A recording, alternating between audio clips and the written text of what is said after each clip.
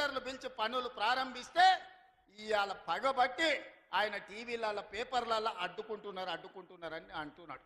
నేను అడుగుతున్న చంద్రశేఖరరావు, నువ్వు 70 ఏళ్ళు మాకు అన్యాయం జరిగింది, మా ప్రాంతంలో నీళ్లు పోయినా మా ప్రాంతం నుంచి తరలిపోతున్న కృష్ణానది జలాలు మాకు తాగడానికి మా సాగునీరుకు రాకపోయినా ఈ దేశంలో ఎక్కడ ప్రాజెక్టులు కట్టినా బాక్రానంగల్ కావచ్చు, శ్రీశైలం కావచ్చు, నాగార్జున సాగర్ కావచ్చు, ఎస్ఆర్ఎస్పి కావచ్చు, ఈ దేశంలో ఎక్కడ ప్రాజెక్టులు కట్టినా తట్ట పని, పార పని, మట్టి పని, చెమట తీసే ప్రతి పని మా పాలమూరు బిడ్డలు చేసి దేశానికి ప్రాజెక్టులను అందించారు. ఇవాళ ఈ దేశంలో పంట పండుతుందంటే మా పాలమూరు బిడ్డల స్వేదం ఉంది, మా రక్తం ఉంది, మా కష్టం ఉంది. అట్లాంటి మా జిల్లా ఎడారిగా మారి వేలాది మంది వలసలు పోతుంటే తమ పసిపిల్లల్ని తల్లిదండ్రుల దగ్గర, ముసలోళ్ళ దగ్గర, గుడిసెల దగ్గర వదిలి జంటలుగా మేస్త్రీల ఎంబడి వలస పోతుంటే వలసలు ఆపాలని ఇవాళ మా ప్రాజెక్టులు పూర్తి చేయాలని ప్రయత్నం చేస్తుంటే మా మీద పగబట్టి నువ్వు ఎందుకు చంద్రశేఖరరావు అని నేను అడుగుతున్నా.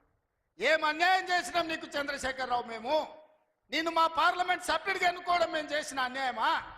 నీ పార్టీకి పోయినసారి 13 సీట్లు ఇవ్వడం మేము చేసిన అన్యాయమా?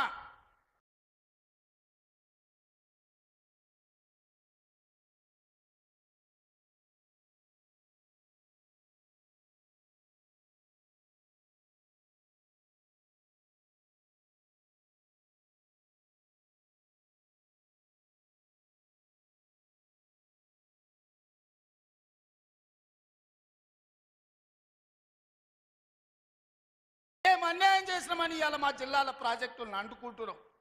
ఇదే ప్రగతి భవన్, ప్రజల స్వేదంతో నిర్మించిన ప్రగతి భవన్ అధికారిక కార్యాలయానికి వైఎస్ కొడుకు జగన్మోహన్ రెడ్డిని పిలిపించి పంచభక్ష ప్రమాణాలు పెట్టి 6 గంటలు చర్చించి రాయలసీమ ఎత్తిపోతల పథకం రచించింది నువ్వు కాదా? ఇది ద్రోహం కాదా? ఆనాడు రాజశేఖర రెడ్డితో కలిసి పోతిరెడ్డిపాడు ద్వారా కృష్ణానది జలాలను సీమకు తరలించకపోతుంటే హారతిచ్చింది నువ్వు కాదా? ఆనాడు మంత్రివర్గంలో నీ మంత్రులు లేరా? హరీష్ రావు గారు ఆ మంత్రివర్గంలో మంత్రి కాదా అని నేను ఇవాళ అడుగుతున్నా. అదే కాదు, జగన్మోహన్ రెడ్డి గారు ముఖ్యమంత్రి ఉన్నప్పుడు ఏ నీళ్ల కోసం తెలంగాణ రాష్ట్రం తెచ్చుకున్నామో, ఏ నీళ్ల కోసం శ్రీకాంతాచారి లాంటి యువకులు, నూనూగు మిసాల యువకులు ఆత్మ బలిదానాలు చేసుకున్నారు. ఆ బలిదానాలతో సాధించుకున్న తెలంగాణలో కృష్ణానది జలాలు రంగారెడ్డి, మహబూబ్ నగర్, అదేవిధంగా నల్గొండ, ఖమ్మం జిల్లాలకు ప్రాజెక్టులకు, భూములకు పారాల్సిన నీళ్లు రాయలసీమ జిల్లాలకు తరలించకపోతుంటే రాయలసీమ లిఫ్ట్ ఇరిగేషన్, అదేవిధంగా ముచ్చుమర్రి లిఫ్ట్ ఇరిగేషన్ నిర్మించుకుంటుంటే ఒక్క రోజైనా నువ్వు అడ్డుకున్నావా?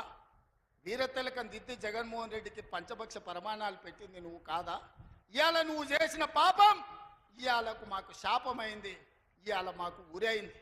ఇవాళ తొందరలోనే రాయలసీమ లిఫ్ట్ ఇరిగేషన్ పూర్తి అయితే రోజుకు 10 టీఎంసీలు అంటే ఒక్క నెల రోజులు మన కళ్ళు మూసుకుంటే 300 టీఎంసీలు శ్రీశైలం మొత్తం తరలించకపోవడానికి, మలుపుకపోవడానికి ఇవాళ పునాదులు వేస్తే ఆంధ్రప్రదేశ్ ప్రభుత్వం వీర తిలకం దిద్ది కాంట్రాక్టర్ల దగ్గర కమిషన్ల కోసం కక్కుర్తిపడ్డది నువ్వు కాదా చంద్రశేఖరరావు? ఆనాడు సాగునీటి పారుదల శాఖ మంత్రి హరీష్ రావు కాదా అని నేను అడుగుతున్నా. 5 ఏళ్ళు హరీష్ రావు సాగునీటి పారుదల శాఖ మంత్రి, 5 ఏళ్ళు చంద్రశేఖరరావు గారు సాగునీటి పారుదల శాఖ మంత్రి.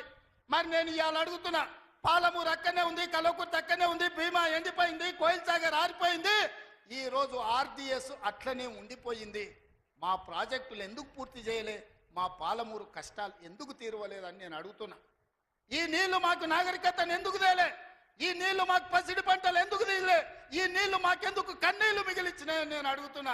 ఈ నీళ్లు మా భూములు ఎడారుగా మారడానికి, ఈ నీళ్లు మా ప్రజలు వేలాదిగా వలసలు పోవడానికే పనికొచ్చినాయి తప్ప మా జీవితాలలో వెలుగులు వచ్చినాయని నేను అడుగుతున్నా.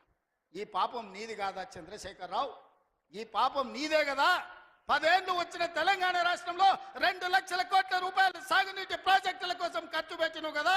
1,00,000 కోట్లు కాళేశ్వరం కట్టినావు, 1,00,000 కోట్లల్లా 1,000 కోట్లు మింగినావు. కట్టిన కాళేశ్వరం కుప్పగూలిపోయింది. ఇంతకంటే దిక్కుమాలిన ప్రాజెక్ట్ ఇంకెక్కడైనా ఉంటుందా అని నేను చంద్రశేఖరరావుని అడుగుతున్నా. ఇవాళ మా ప్రాజెక్టులు పడావు పెట్టి మా నిధులు నీళ్ళేమో రాయలసీమ తరలించకపోయింది, నిధులేమో నువ్వు తరలించకపోయినావు, పదవులేమో నీ ఇంట్లోకి వచ్చినాయి, పాపాలేమో మాకు వచ్చినాయి. ఇవాళ ఈ పాపాలు ఈ కష్టాలు ఎంతకాలం మేము ఎదుర్కోవాలని నేను అడుగుతున్నా. అందుకే మిత్రులారా,